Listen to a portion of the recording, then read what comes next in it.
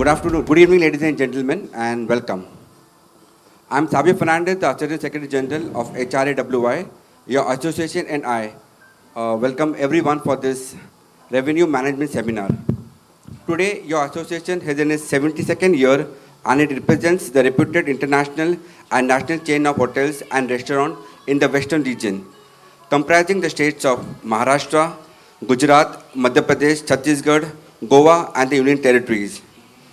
Your association has been in the forefront to represent on topics of current interest, not only with the government, but also among the membership fraternity of over 1,500 members. The activity of the association includes organizing of regional conventions, business seminars, and scholarship to the deserving students, and continuous dialogues with the government on the topics pertaining to the hospitality and tourism sector. Today we have gathered here for the HRAWI Revenue Management Seminar that has been conducted by three emerging personalities. To move on further with the session proceeding, may I now call upon Mr. Chetan Mehta, Vice President of HRAWI, to take it forward from here. Can we have a round of applause, please?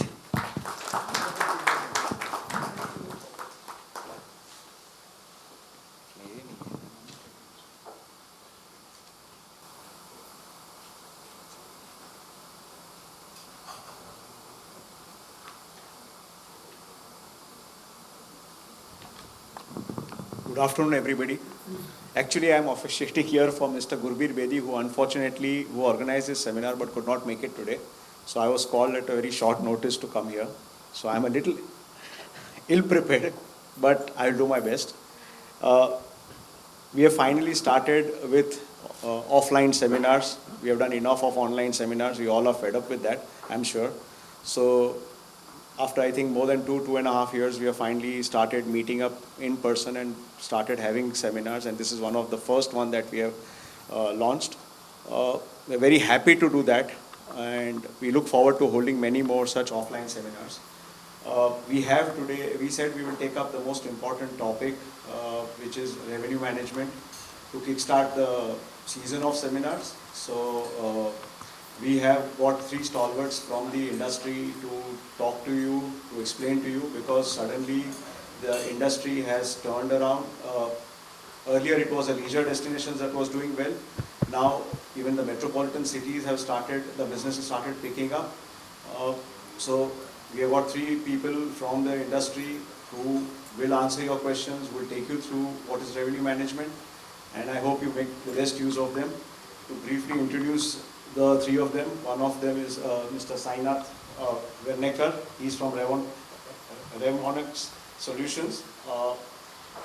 He was instrumental with Mr. Gurbir Bedi to set up this seminar. So, welcome. Mr. Rajesh Ghansani, he's from Star. Star needs no introduction. It's been there, and most of the hotels are using it. I mean, they have everything. I mean, the complete range of products. And we have a revenue manager, Ms. Ishita Shah. She has been she has worked with a number of good hotels, top-line hotels, and I'm glad that she's there to take you through this whole thing. Thank you very much. I hope you have a good time with the seminar and you pick up some good points. Thanks.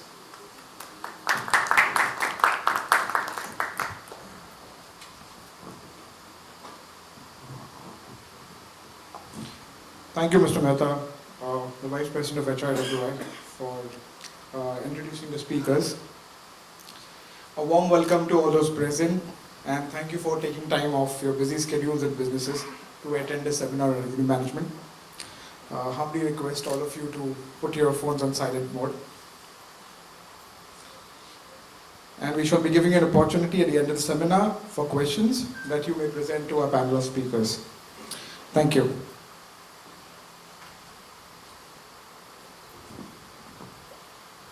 Mr. Mehta, may I request you to felicitate the speakers, please.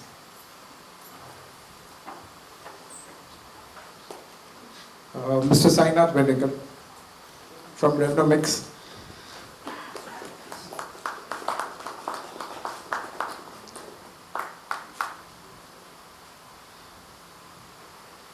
Mr. Rajesh Ghansani from Star.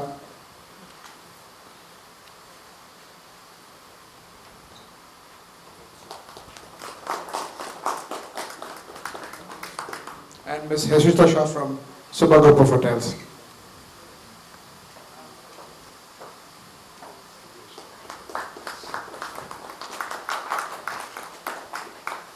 Thank you to all our panelists, and thank you, Mr. Mehta.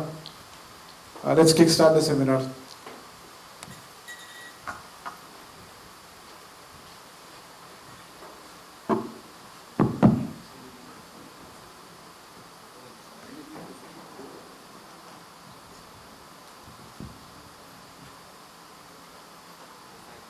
I just want.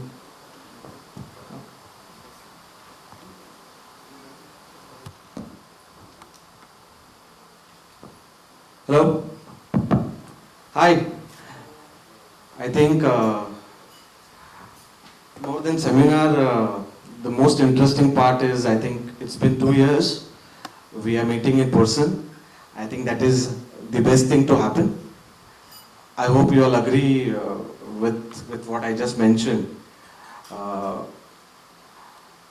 Having said that, the best, as I mentioned, the best part is to meet in person. Sorry.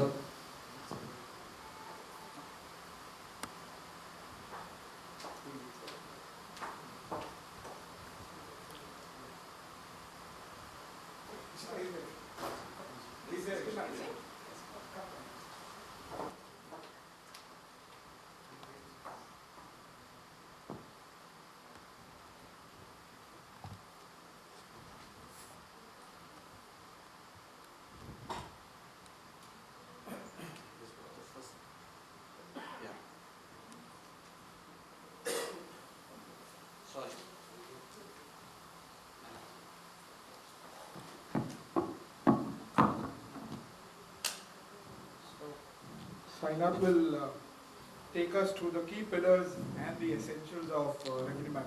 Over to you, Sainath.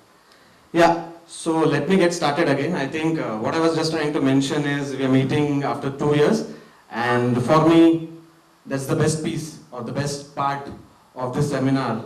I think we have been done and dusted with webinars and webinars. I think this is my first seminar and I'm highly excited. So the most important thing is for any questions, we are all searching for something. We all have a lot of questions. So what is the easiest thing we do when we have questions or when we are searching for something? Anybody? What is the most easiest thing which comes to mind when we have a question or when we are searching for something? So what I feel, this seminar is the best opportunity for us to ask as many questions as possible, because Google can tell us how it is done, what it is done, but at the end of the day it doesn't tell you the implementation piece of it. So I request everybody to take opportunity to ask as many questions as possible. The objective of this seminar is to ensure how we apply this for our benefit. And that's where we have Rajesh, who is from software domain expertise. We have Hishita, who is going to talk about application of revenue management. I'm going to briefly talk about a sales and a revenue management aspect of revenue management.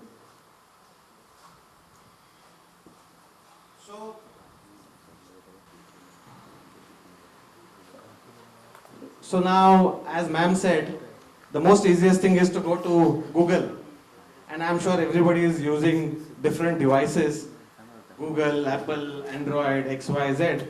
And if you go on Google and if you type revenue management, you will be surprised, everybody is going to get different answers, right? So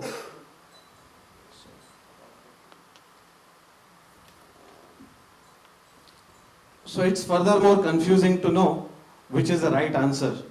You go on incognito mode, you will find a very different version of revenue management. You go on a normal mode, you will find a very different version of revenue management. You go on different devices, you go into different country where the IP address will change, you will find a different version of revenue management. So for this seminar I was preparing. I saw one version which said selling right room to the right guest at the right time, at the right price to make right money. Very nice. Very nice. But how to apply? I have to read tons of articles and then evolve over a period of time to apply it. So this was one version. Second version said application of data analytics to predict customer buying behavior. Very nice again. Application of data analytics to understand customer buying behavior. These are all very heavy words. Very nice to hear, difficult to apply. Third version said application of data sciences and analytics to understand the market demand. Market demand to ensure revenue profitability for the asset. So there are different versions of it. We are going to simplify what revenue management means. So yeah, let's get started. So what's revenue management? Like in hotels, I think there are standard recipes, right? We all have standard recipes, but every chef does his creativity. That's what revenue management is also. There are standard recipes, but revenue management, what works for you is revenue management. What doesn't work for you, even if it is a best practice, is not a revenue management. So coming to key components of revenue management, for us, revenue management is simple. Revenue management is getting data, strategy, people, software and process, everything together to improve the value of the asset is revenue management. So what I mean to say here is getting everything on one plate in whatever possible manner. Not saying that it has to be a perfect world. In whatever shape, size, way and form, whatever we have, data, strategy, people, software and process, and the outcome is obviously very simple, to optimize the value of asset or the hotel, right? So this is what revenue management means for us. Coming to key areas. Now, what are the key areas of revenue management, how it can be practiced? So the most important aspect of revenue management starts with planning. So now we have standalone, there are levels of hotels. We have standalone hotels, we have domestic chains, we have chain of hotels which are global in nature, right? Everybody has their own plan. While the most important piece is planning. For a standalone hotel, it may start with planning. For a chain of global hotel, it may start with forecasting, right? But the basics of business remain the same. So planning is the most important aspect of revenue management. Now, once we have a plan, it should reflect in our pricing. What I simply mean by this is, if there is a plan, and if we see market contracting, the price should reflect that. If we see market concentration, price should reflect that. If we see busy nights, price should reflect that. If we see market dipping, price should reflect that. Because what we are planning should be relatable to the guest. That is when he will connect with our hotel, our price, our service, our value. So once there is a pricing should reflect that planning is very important, right? So that's about pricing, and we're going to talk more around pricing. Secondly, positioning. I think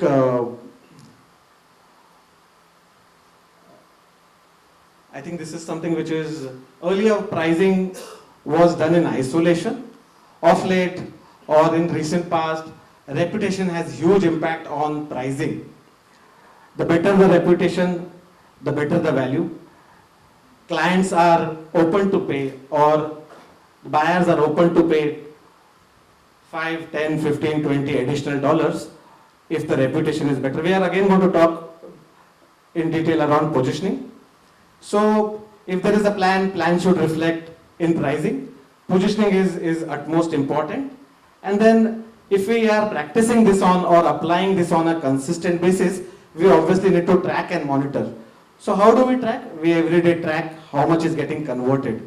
So the logic remains very simple. If my plan is right, if my pricing is close to accurate, and if my reputation is good in the market, my conversion should be reasonably good. If I'm converting at a reasonable pace, my strategy is working. If I'm not converting at a reasonable pace, I am going to end up with a shortfall end of the month, mid-month, or in a quarter. So everyday tracking what is happening in terms of conversion. Because whatever we implement, it is important to track and monitor. End of the day, why we are doing planning, pricing, positioning, tracking every day, so it should reflect in performance. So next 10-12 minutes we are going to talk about each, detailing into each area of planning, pricing, positioning, pace and performance. So of late, like revenue management, there is a very common terminology. Usually in cocktails, it is highly observed. Everybody says dynamic pricing. But it is important to understand what is the source of this dynamic pricing. So like earlier we discussed, in a global chain of hotels, the pricing is defined by forecasting. There is a forecast for current month, next 3 months or a year. And based on the demand forecasting, the pricing comes into picture. Obviously it is managed on day-to-day basis, but that's how chains do it, right? Coming to standalone properties, there are various pricing models available in the market. The most used in standalone is either value-based pricing. You have a unique differentiator as a value and you price for that value. It's more like a monopoly market where you don't have a real competitor. What you do is accepted in the market. It is the best situation to be in. But then, for example, in Maharashtra as a state, we can talk about Sula. Has everybody heard about Sula, known Sula? Yeah, right.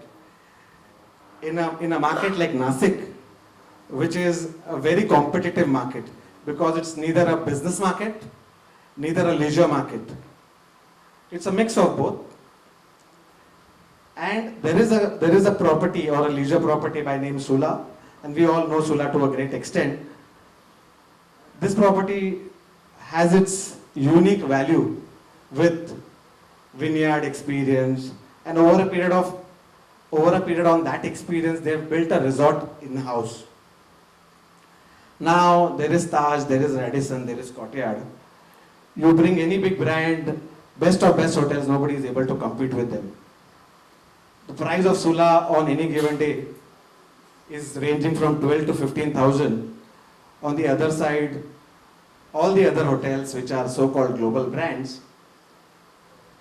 are 40, 50, 60% lower, still not able to drive that value. So obviously it's a value-based pricing. Increase or decrease doesn't matter. A client or a buyer or a guest who is looking for a value is going to book Sula at whatever price it comes. So that's value-based pricing. But then it is more defined around product or a location. Now coming to cost-based pricing, I think it's one of the highly adaptive model in the market. We know what are our costs, right? I think last 2 years there was lack of business, low business. I think all had ample amount of time to dig deeper into cost. And I think they're sitting at a pretty low point some months back. Obviously, with markets coming back, the cost is also started to go up. So this is the highly adaptive model in the market. You have a cost, you know what you want to achieve out of your asset, you build over it, and then that becomes a pricing model, which is a cost-based pricing model, right? Third is a competitor-based pricing model, where It's very obvious. We are in South Mumbai. There is a specific location. We identify 3 to 4 competitors. We look at their strengths. We look at our strengths. We look at their weaknesses. We look at our weaknesses. Somewhere we position ourselves in top 5. And if we are on 1, 2, 3, if we are on 1, people follow us. If we are on 4th or 5th, we follow other competitors. That's more competitor-based pricing, right? So there is nothing right or wrong. As I said earlier, what works for us is right. What doesn't work for us, even if it is right, it is not meant for us. So usually when dynamic pricing is spoken, it is important to understand where this pricing, what is the basis of this pricing. So either there is a forecast, which is more accurate based model. You forecast what is happening in the market. You look at data. You have skilled people to manage that kind of data systems. And that's the most accurate model. Apart from that, competitor-based pricing, value-based pricing, and cost-based pricing. So here we have given a simple example based on what we spoke. A hotel is more adaptive or real-time or time-based pricing is something which will always be ahead of a hotel which is keeping one rate across the week, across month, across quarter, across year. Because it is very easy for others to see where we are, and if the markets are busy, increase the rates. If markets are not busy, decrease the rate. And then obviously we are smart enough to understand the impact. So with this slide we want to simplify that we have to be highly adaptive, at the same time proactive in the market. If somebody wants to keep a flat pricing, it is very easy for us to understand when to increase, when to reduce, and benefit out of flat pricing. So highly recommended that we look at 3 months window and manage our pricing. So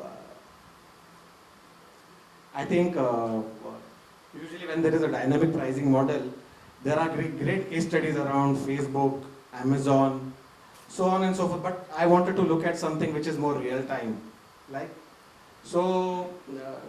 First example is Indian Railways. Also, obviously, when there are discussions, there are discussions around, is it ethical or unethical to do a dynamic pricing? Not sure what is ethical or unethical.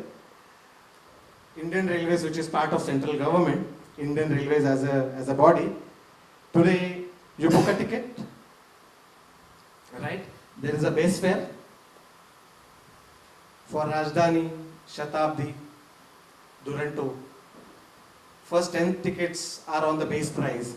Rest, every 10 tickets get booked, there is a surge of 10%, right? So when Indian Railways is doing it, and all, I think we are consumers of it at some point of time in our journey. So when you book a Rajdhani, first 10 tickets are sold at a base price, and followed by that there is surge in pricing. So obviously they see value in it, that's why they have implemented. You book 3 to 4 months in advance, based on availability you get a ticket. You book 2 days in advance or a day in advance, you have to book through Tatkal, where the price surge is about 30, 35, 40%. Person who is in need, is in desperation, will not mind 20, 30% surge. He will surely book it. There is something called as premium Tatkal, where based on demand the price will continuously surge on certain locations, certain trains. So that's about Indian Railways. We've all been using it. Fuel. Every day morning or whenever our fuel tanks are empty, you go to a petrol pump. Earlier it was a talk of a town when government used to increase the fuel charges. Now they find a unique way to do it. Every day morning you go to a petrol pump, you see a new price, but we have got used to it now, so we don't really want to talk about it. So the commodities market, the crude oil price will surge. It will have impact on the petrol prices every day morning. And if I have to drive a vehicle and if I need petrol or a diesel or a fuel, I will end up buying. I will not look at price because priorities are different. I think something which we are used to doing, I think what has happened in recent past is all these things are happening at a very high speed or a rapid speed and happening on the face. That is where we have started realizing. But these things have been happening for a while and for a long time, right? You go to, I was specifically interested about this vegetable market example, right? When my mom goes to a market with 500 rupees, she can get 2 bags full of vegetable. But at the same time, if I accidentally happen to go to the same market with 500 rupees, maybe I'll come with 5 pieces. The person has seen that I don't come to the market often. I'm not well versed with the market. And they've quoted me whatever price. And then because of my lack of awareness, I have ended up buying those things. So, and this has been happening. You go to a flower market in Dadar a day before Dashera and you see what happens. So this is something which has been happening. The moment they see a buyer or a consumer who is less aware, he's been given a price and then he ends up buying because lack of awareness. So now Google, we all love Google, we invest lots and lots of time. And then we talk to a certain set of hoteliers, they say, keeping a certain price is very low for my pocket. Keeping a price above certain threshold is very high. And then customers may complain. But I think when there is a buying process involved, a customer is very highly knowledgeable today. Because when somebody is buying, there is a need. When there is a need, there is a research. When there is a research, there are multiple options. Once those options come into play, a buyer decides to buy a specific product or a service. So he is well versed with the entire journey and he is the decision maker. So we should not be feeling that he will complain or she will complain because this entire empire, the buyer is highly empowered to buy or not buy. So Google, for example, if you look at your keyword bidding, if you come close to Diwali and if you bid for a word like gift, today it may cost you 30 rupees, 40 rupees, 50 rupees, 60 rupees, 100 rupees. But close to Diwali or close to any festivals where gifting is a practice, same keyword will be 4 times, 5 times, 8 times, 10 times, 200, 300, and then if it's a business need, we will do that bidding. I think Uber, Amazon, flights, all these are very simple examples.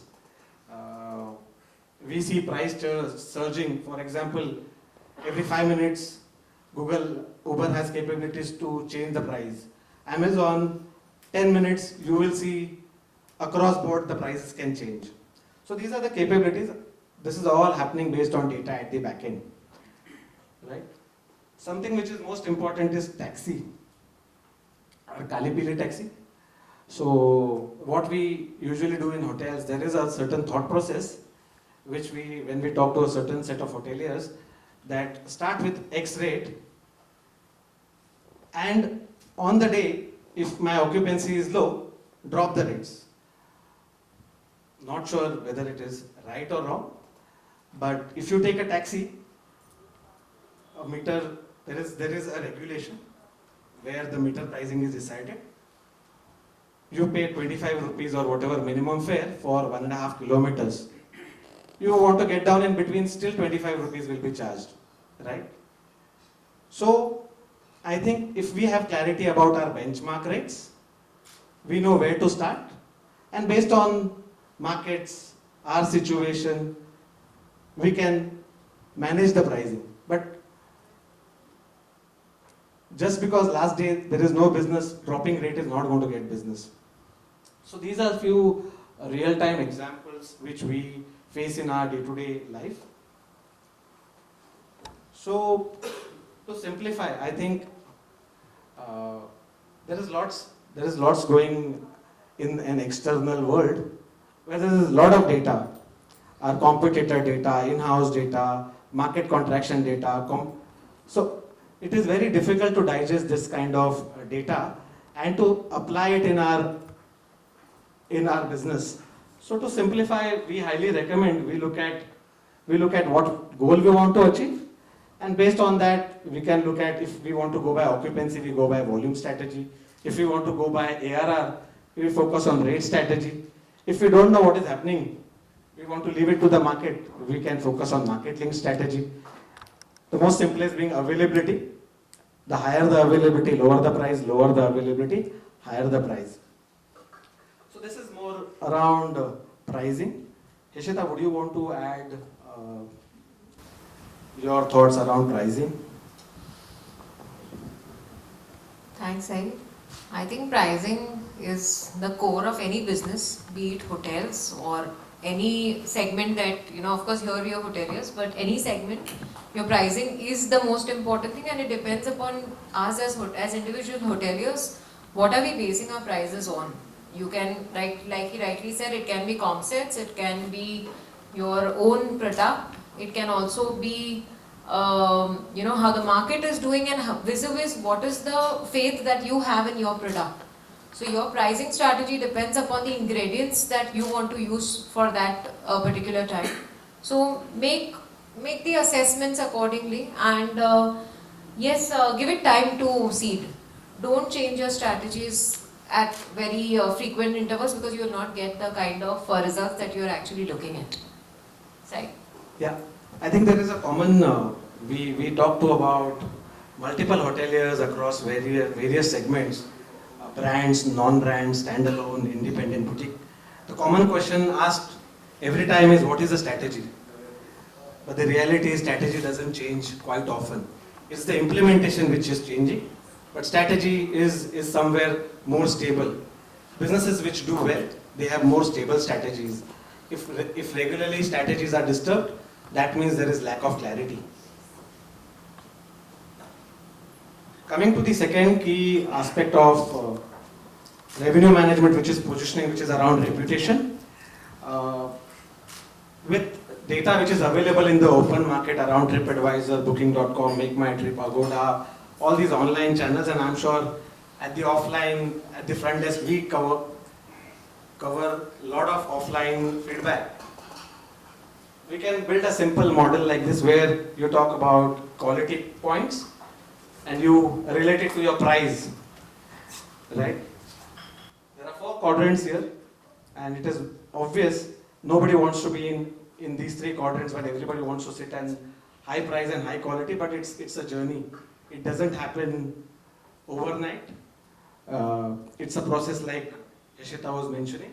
So the first quadrant is low price, low quality. A guest would not want to touch such kind of a property. Low price, low quality. Doesn't work. Everybody comes with an expectation, and I think there is no compromise. So low price, low quality. Low price, high quality. There are very few players in the market who are able to sustain this kind of business. Sasta bhi hoga aur acha bhi hoga. So somebody who is in this quadrant is, again, there is a monopoly, because market is same for everybody. We source things from the market, right? All good, bad, ugly things affects my competitor, will affect me. This is a good quadrant to be in if we are able to sustain business. High price, high quality. Everybody wants to sit here, but then there has to be a sure plan to be there and consistently sustain that position. High price, low quality. Surely, like this quadrant nobody is going to be interested. Nobody is going to pay a high price for a low quality. Maybe once by fluke a client will or a guest would pay, but second time there are not going to be any buyers.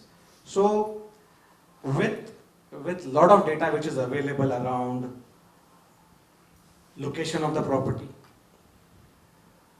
value which is driven by pricing, comfort zone, hygiene, staff, all of these ranking review scores are available on online channels. With a simple graphical representation, you can come with a model like this. And if you are on this quadrant, you can put a plan in 12 months, 15 months, 24 months to move to this quadrant. That can be one of your KPIs. If somebody needs more detailing around this model, we can explain later. Coming to the tracking mechanism, booking pace. So usually everybody talks about booking pace is very slow, last minute, a day before, same day, 2 days.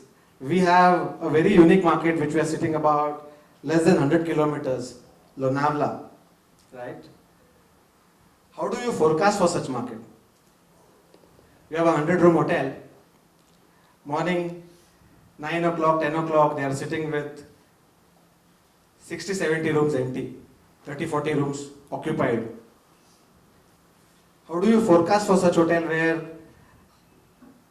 guests or buyers or consumers decide to take a vehicle at 10 o'clock and reach hotel at 11:30?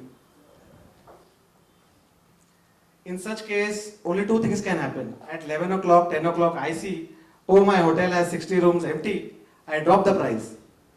And only to realize till 4 o'clock others are busy. And I am also busy.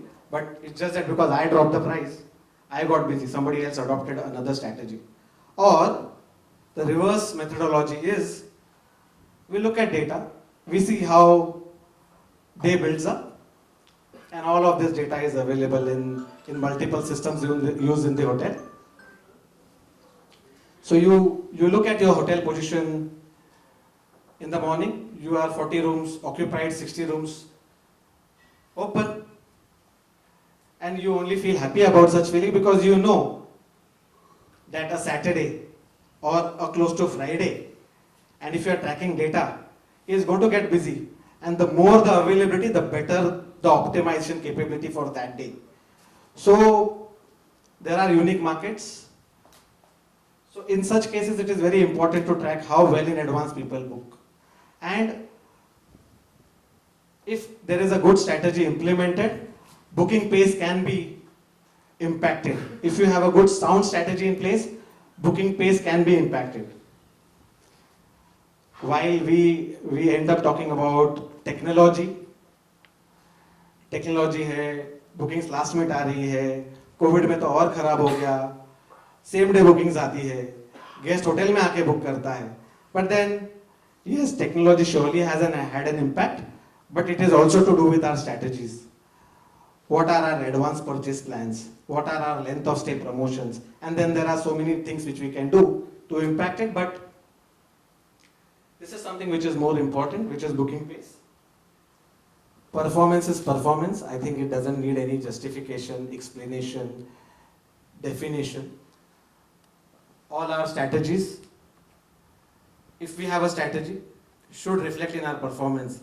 If I want to focus on occupancy, it should reflect in my performance. If I want to focus on ARR, RevPAR, TrevPAR, anything and everything, it should reflect in my performance. So here we've covered pricing, positioning, pace, performance, and overall it forms the most important P, which is planning. So, Ishita, any input from your side? Well, as I said, let your strategies set in. Don't change it very often. The moment you say you want more room nights and you want to compromise your ARR for the time, do that. Have that faith. Don't get pulled on as to what others are doing. keep your strategy straight for a couple of days or a couple of weeks. Room revenue, room nights, ADRs, I think we all have been there, done that. And I think right now we are seeing an unprecedented change that none of us had seen in the last so many years. So yeah, I mean, this is your results. So there are multiple data points which are available in your PMS, in your channel manager, in your CRS, and any other systems which are using. You can use them to your advantage. So we were talking about revenue management where process plays a huge role. All other components are part of that process. So there has to be a disciplined process to manage all the aspects which we spoke in our first slide. Is data, strategy, people, software, and this entirely forms as a revenue management as a process. A simple process could be every day, first thing in the morning, looking at our hotel data, looking at our competitors' data, whatever price management we have to do based on markets we are.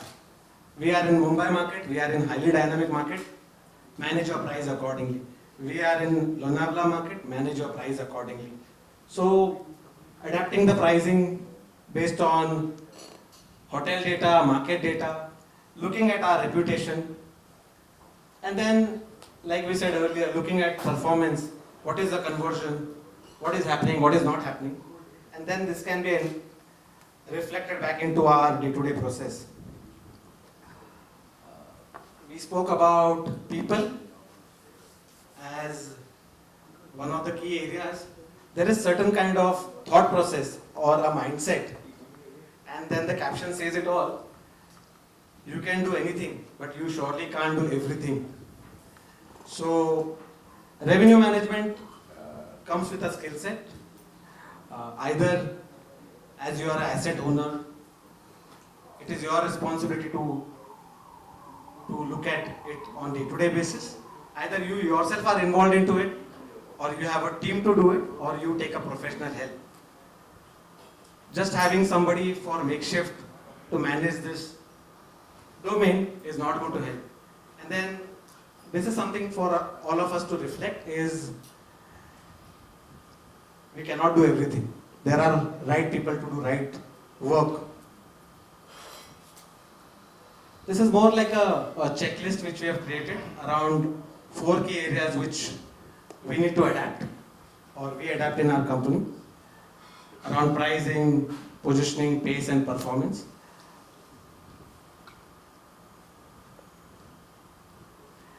And maybe look at a daily health check.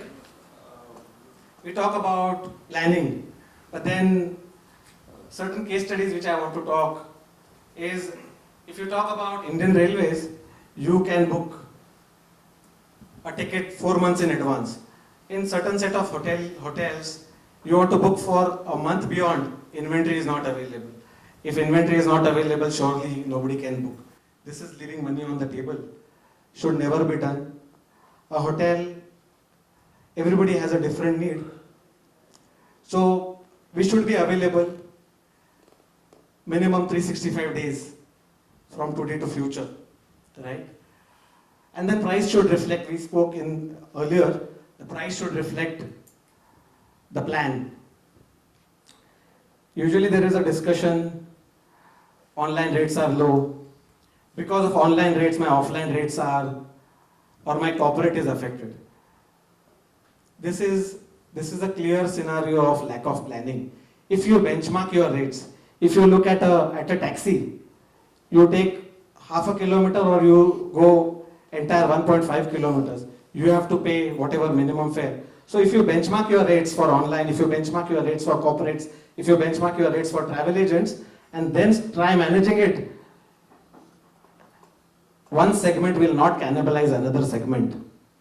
It is a big it is a regular feedback which we keep getting. Online rate गिर गए, उससे offline business भी impact होता है. But if the rates are benchmarked, I don't see this as a problem. If there is a plan, this is not a problem. So Positioning, we talk about promotions, ranking, review score, content, review response, parity, all of this. For example, we are all driven by likes and clicks today.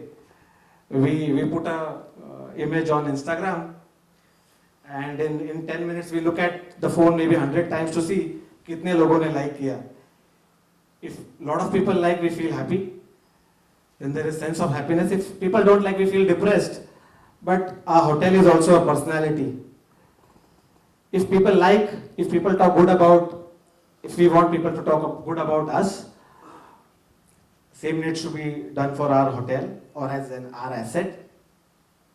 Customer feedback or team feedback. Maybe there is a daily process required to re-implement customer and a team feedback, because they are the people who give and take feedback, to re-implement in the system.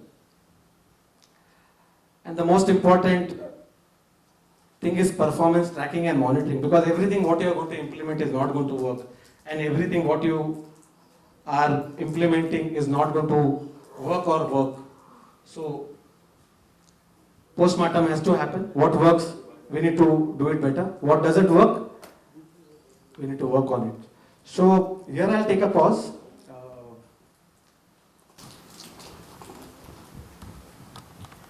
Thank you, Sai, for your inputs. And thank you for taking us to the essentials of revenue management. I believe pricing being one important aspect, which we all want to get it right. However, I believe cost, value, and competition are, the three important factors, so to say, we base our pricing on.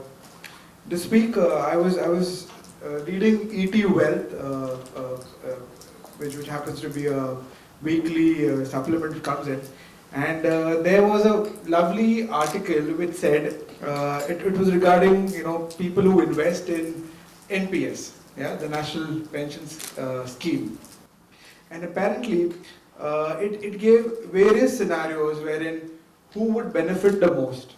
Okay, and there was a scenario wherein someone who invested an equal share in government bonds, corporate equity, and the third segment, 33.3, equal share in all segments, were the ones who benefited the most. So I think we all weigh that, basis our cost, value, and competition, and we take the right decision. Thank you. Over to Rajesh now.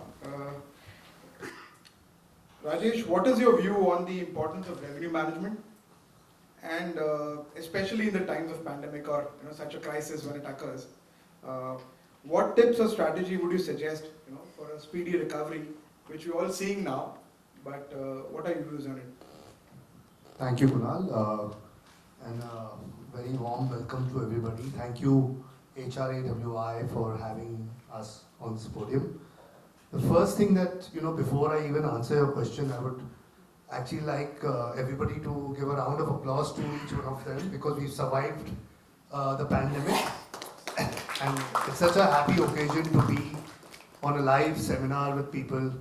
And as Sai said, we're all tired doing webinars, but such a joyous occasion, because I want to share with everybody on a larger spectrum that India did really well comparative to the world. We are really blessed. I think the population, which usually is a challenge in India, has turned an advantage. We saw leisure destinations, of course, do well, but if you're a hotelier and you've most of our hoteliers did so well last month.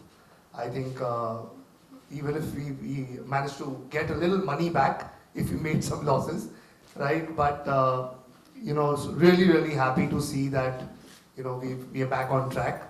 And God willing, it will last for a much more longer time. Unlike Sri Lanka or Thailand or many other countries who suffered a lot, so I think we are truly blessed. In terms of your question, Kunal, money is so important to all of us, isn't it? So revenue and revenue management, should be the key always, and that's why I guess we all here, with such experts. But especially in terms of a COVID period, how much control do we have on the money that we make? And many of you hoteliers who are friends, I mean, if the government restricts you to open your hotel, or if the markets, the 5 stars are charging 2,500, how will you increase your prices, and what control do you have in such a scenario? And I truly thought that could we do something? We had hoteliers who had to just shut down. It was a very sad situation for all of us, right? But I saw many hoteliers who were proactive, who were actually readying themselves when the high would come.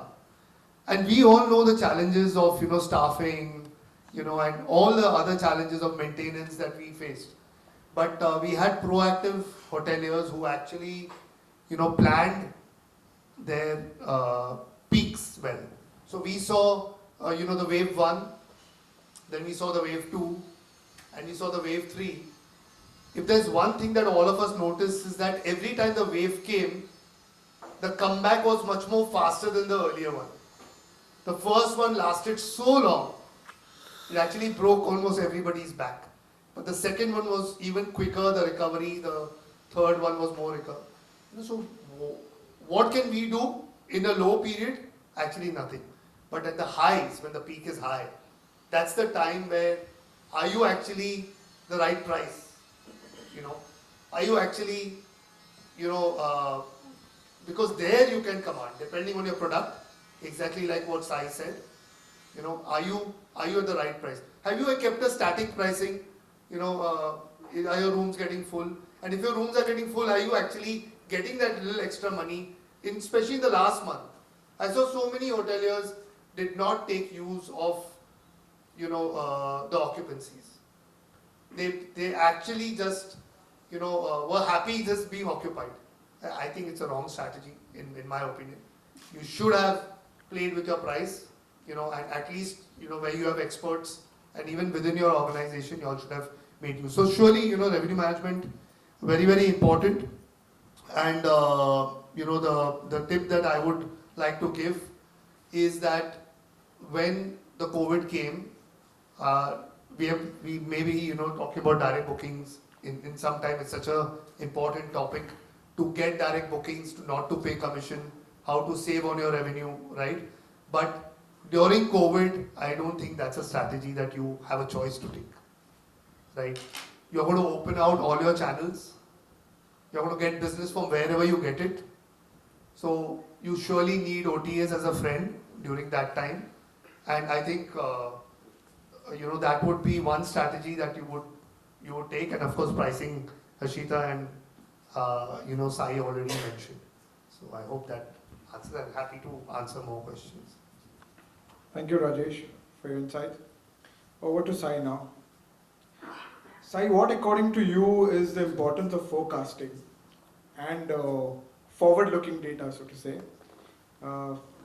Would you elaborate on data primarily and, of course, forward-looking data?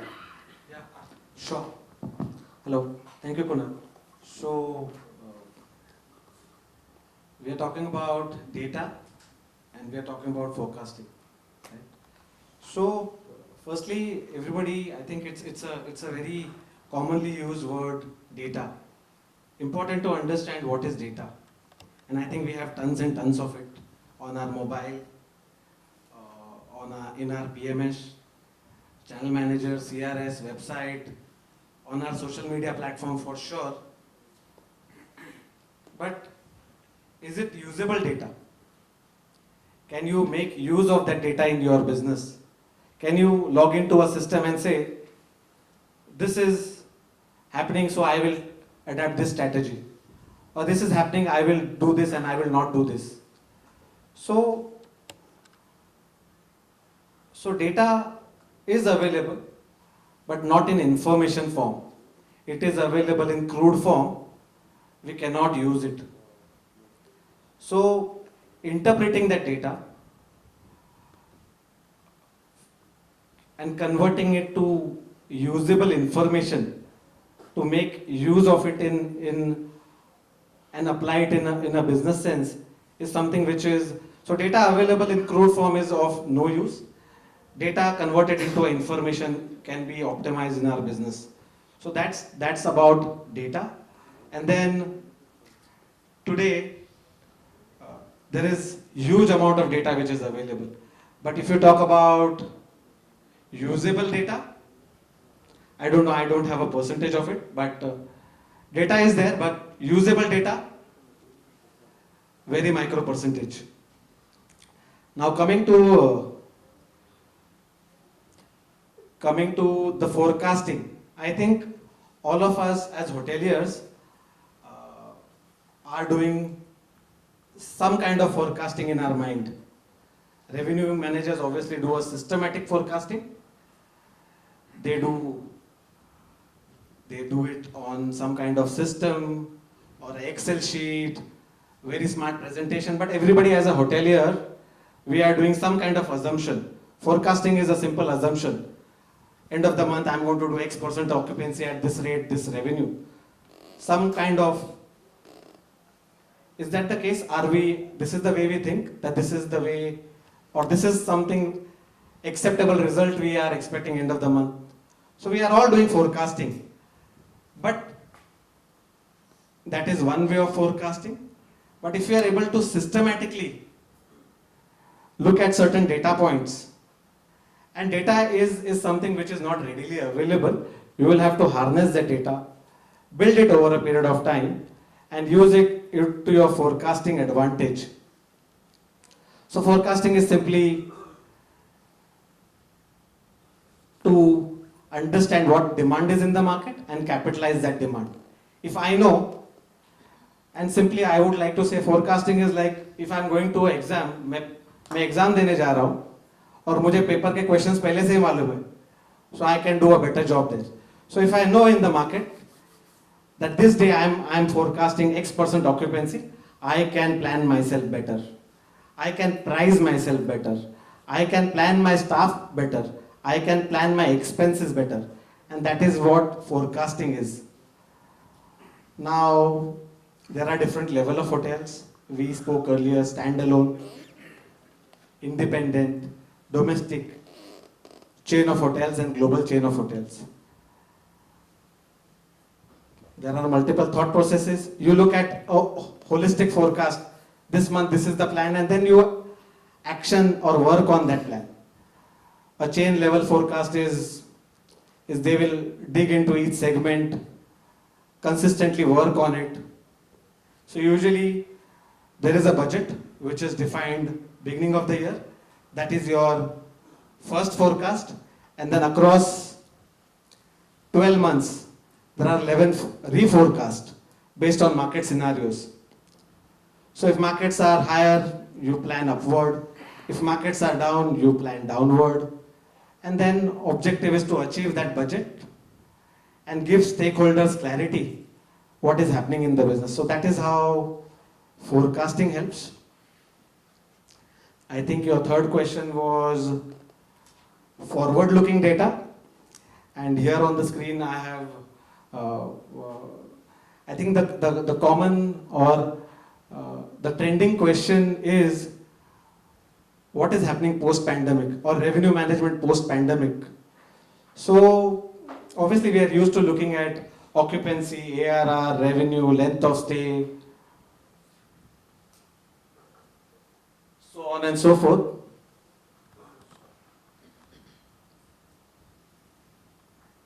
Sorry, so the historic data is obviously counterproductive, right? Ever-changing demand, conditions and demand pattern. So what are the data points we can look at? We can surely look at business on books, what is their current month plus 3 months, right? Competition data, which is, I think there are some partners in the market like RateGain, OTA Insights doing great work around Rate Shop. They can give you real-time change in the market situation. We can also look at availability information in the market. Kitna market mein availability hai, right? Demand 360 maybe for a bigger brand of hotels. Pace data, what is the concentration in the market? Because bigger brands do look at such information when they forecast. airline data, airport data, traffic data, special events. I think we are all glued on to something which is happening as a special event in Mumbai, and we are all happy about is IPL, because they've surely taken 2,500 rooms as an inventory. So hoteliers in Mumbai are a bit happier or more happier than other cities. So such kind of special events, something which is grown over a period of time at great momentum is digital data. What people are looking at, what people like. On TripAdvisor, Booking.com, they have great analytics. I see a lot of hoteliers, one window for sure they are usually looking at is Booking.com analytics. What is my share versus competition share? What is my average price versus competition average price? What is my conversion index versus competition? What is my cancellation ratio versus competition? In a rank of 10 hotels next to me, where I am sitting. So all of this is a forward-looking data, while historic data is counterproductive. This is all future-looking data we can adapt and use it to our advantage.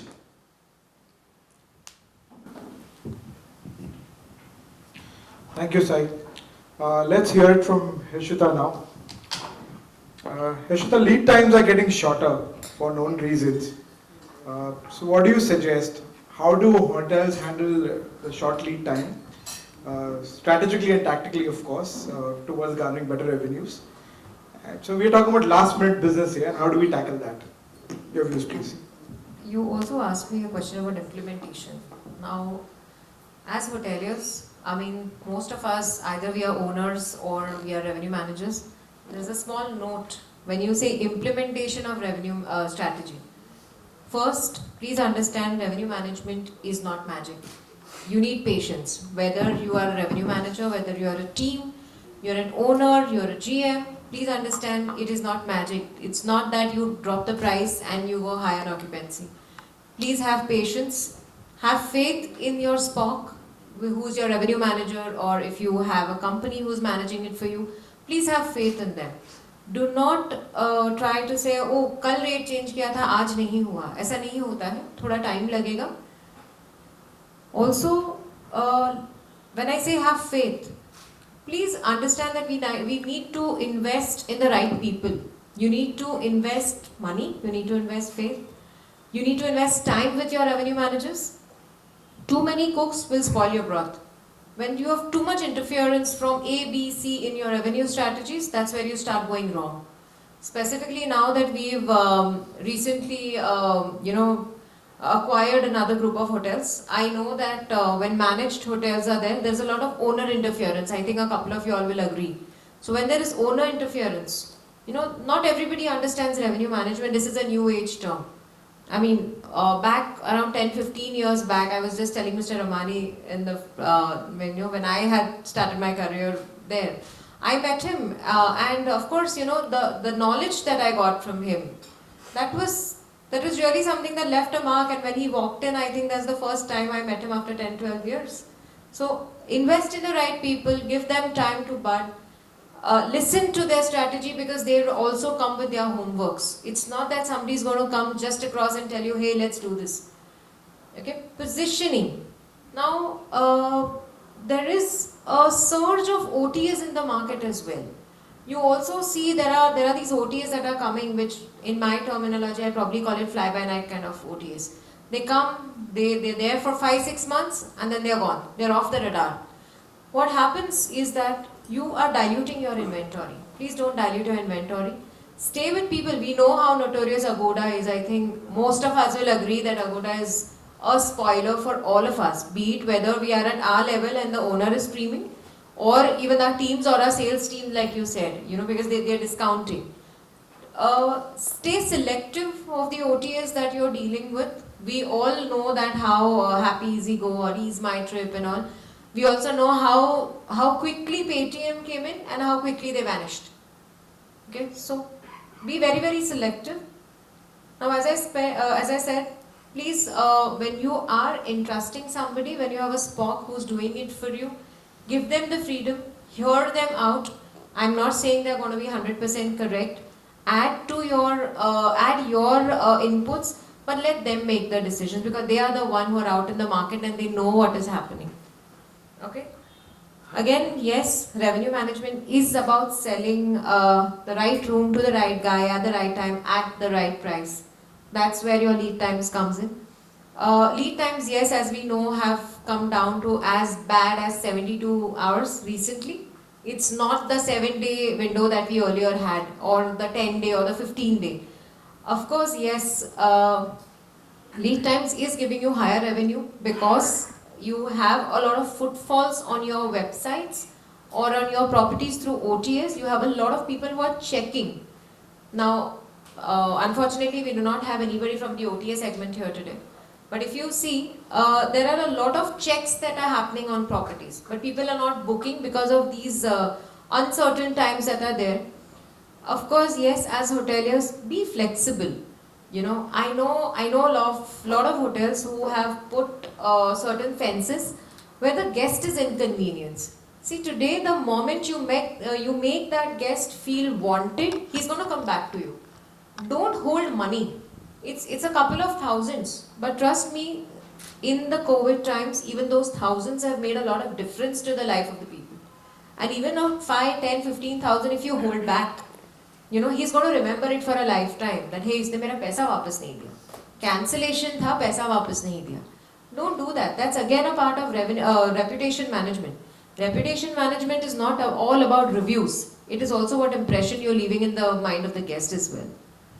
Again, please, let's have the right fences. Now that can be an industry as a whole or a hotel as a standalone. We as an industry who all are present here today, many of us, most of us have our hotels in Bombay. Of course, we have offshoots also. Let's support each other because we know that we are an industry who's... Again, adapt. We need to adapt the right strategy at the right time.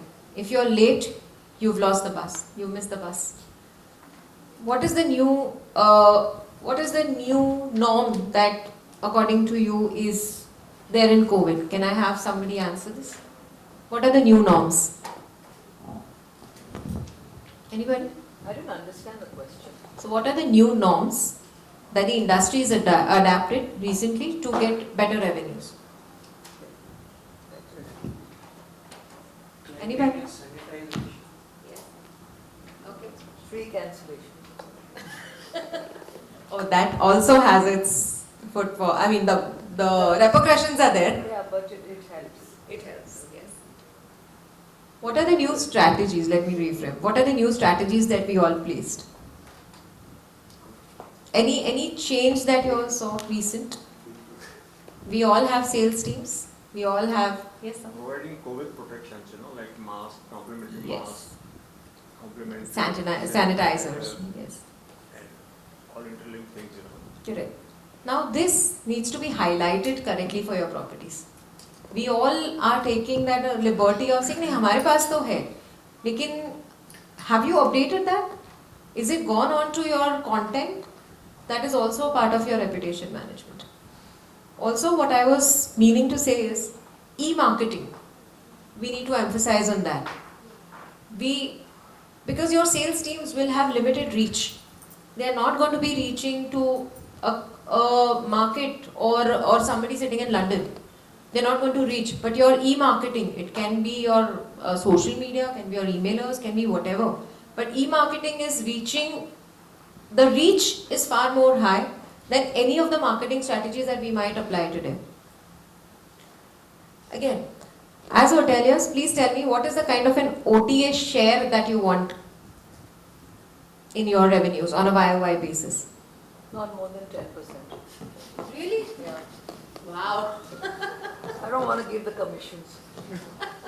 It's my property. I give them commissions. I pay for the boosters. I do everything. They take 40% of my revenue. I'm not interested. Not more than 10%. Okay, anybody else? Anybody else behind? We are quite happy. What is your percentage, sir? We depend on OTAs a lot. Yes. We Yes. can't do without them. Absolutely. So- Rather than rooms going vacant, we rather sell our rooms. Yeah. So I would say 10%. Wow. I mean that's. Ma'am, that is your expectation, but what is the reality as in? About 10 to 15%. Okay. Because today, a lot of customers are reaching out to the hotels directly. Yes. They've had issues with OTAs where they did not cancel or refund their monies, probably because the hotels didn't do it. Now they're coming to the hotels directly. It's like airline tickets. Do you want to go to an OTA to buy it, or do you want to go to the airline directly, where you got your refunds? Yeah. So that market has changed. Yes. So yes, I say that if you work on your own property and your own strategies, you will reduce your dependency on the OTAs. That's my take. Perfect. Anybody else? Aniket? Say something. She will say. She has to say. Please do. I would say that जो दिखता है वही बिकता है. If you don't have if you're not on the right platform, your reach is too less.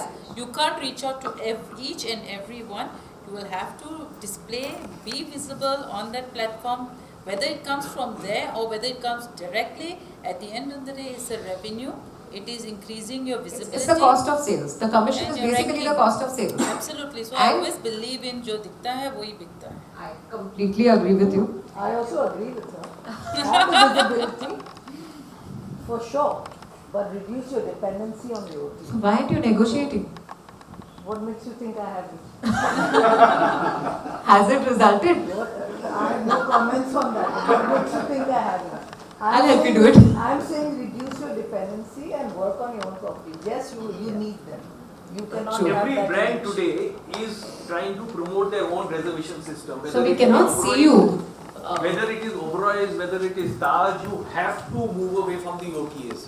You have to bring their rates down. If hotels don't bring their, if they don't stop these genius and these blacks and all, if hotels don't agree that over the board everybody stops genius and black, it is not going to happen. It is not going to happen. If everybody has stopped it, then nobody gets the benefit. I agree. You see, she is absolutely right when she talks like this. It has to stop the So black that as an industry, as I said, Pardon? as an industry, we need to decide. Absolutely. Yeah. You cannot be dependent. You have to have your own marketing strategies at one time. I just want to put a question to you. You have 5 hotels down the line who tell you to do your revenue management. How would you manage 5 hotels on the same street? Possible. How? Who would you give more importance to? See, All hotel. are on the same brand level. You have the same star image for all 5 of them. How would you promote? The one who gives you a better communication, somebody who gives you better communication ability, somebody who gives you a better talk, or somebody who you are more fond of. How would you select the 5 For hotels? it. Sure, thank you. Yeah. So, sure. First and foremost thing is we need to understand Yeah. a role of a revenue manager. No, I'm talking about revenue. Yes. Out. Yes. Outsource. I'm coming to that. Yeah. You have to give me a minute to explain. Yeah. You've asked a very good question. So, what is the role of a revenue manager? The role of a revenue manager is to influence the demand, right? With whatever strategies, action plan, inputs, data, all of that, right? Now, when he is applying a strategy, who is booking? He himself is not booking. A guest is booking based on the need, right? And for example, if we are talking about a market like Andheri, outside airport, where we have Hyatt, where we have Hilton, where we have ITC, where we have Leela, where we have Lalit, all are 5-star hotels. Some are good, some are very good, and some are exceptional, right? It doesn't happen that, and all properties have revenue managers. Is that agreeable? No, That properties don't have revenue managers? no. Then the owner can look after his own property. So yes, you would call So it. when you're talking of Hyatt and When you all say a these hired brands, they revenue all have manager, I picked up a scenario where you said, You're talking about brands, they all have revenue management. right. I picked up a scenario because you said there are all 5 hotels. Correct, 5 are good, 5 are exceptional, 5-star rating, everything perfect, right? Now, in that case, there is certain traffic coming to a specific area. Every hotel does a different occupancy. Some big, better, some good, some ugly, some not so good. So, answer to this question is a revenue manager's or a revenue management agency's job is to influence the demand, right? Who books at it, who likes it, who doesn't like it. See, we have our own perspective and perception. We look at things from our window. But when a guest is booking, he is looking at different things. And that is where you see that everybody is having a revenue manager, everybody has a great product, but a guest will select based on his need and wants. What suits him?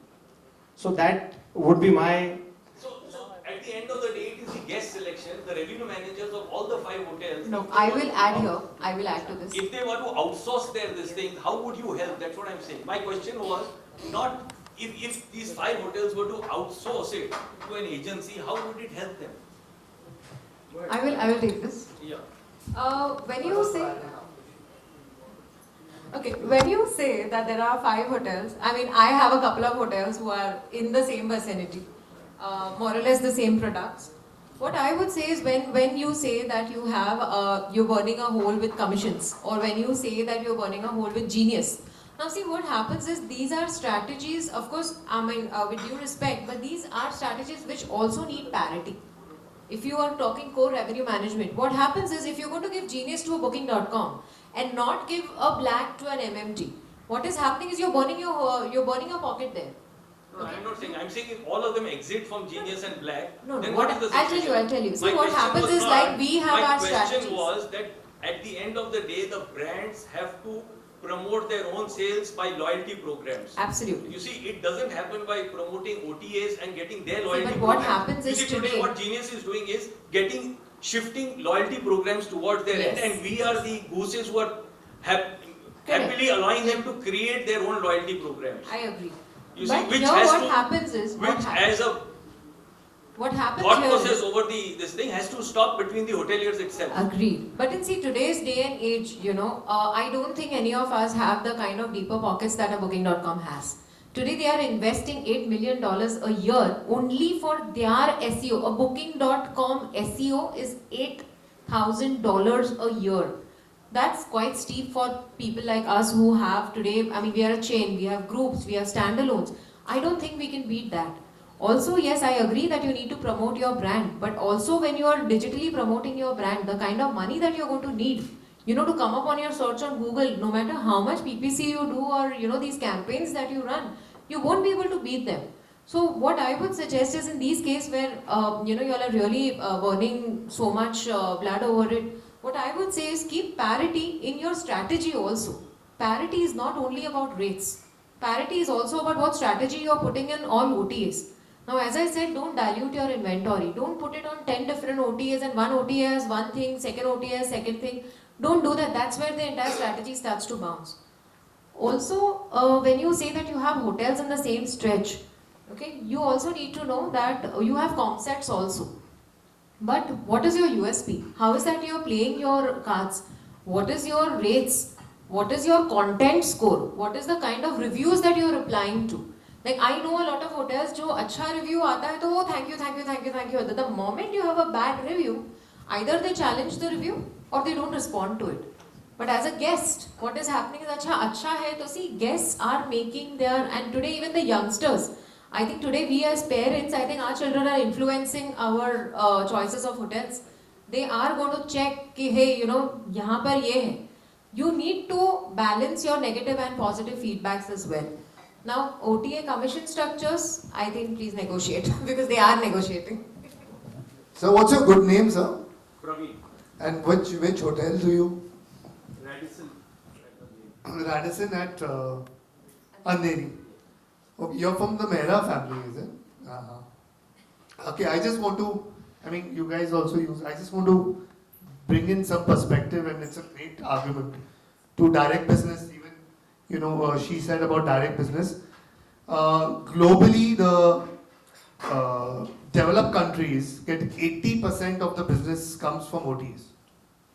from the non-developed countries, like Sri Lanka and Bangladesh, when we started out, it was hardly like 7%, 8%. Today, Sri Lanka is sitting at 30%.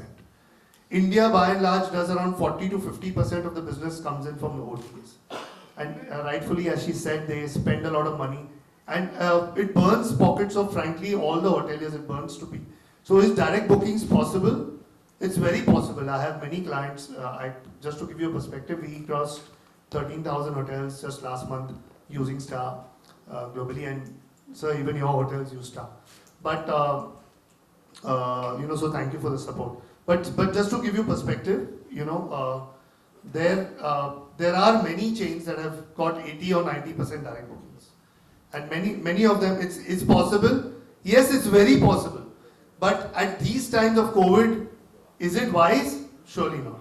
And we need to realize that OTAs are not an enemy. It is why would you like to spend on them when it's not required? I get your point, totally. I had therefore told the HRA to start their own OTA. No, not so easy. Not so easy. She just mentioned the amount of money. If Make My Trip can start from a garage, why not? No, not so easy. Not so easy. And You see, then the commissions will drop. I'll just give you perspective. See, at one time, Make My Trip was supporting it by funding it from the internal sources. Today, they are funding it from us.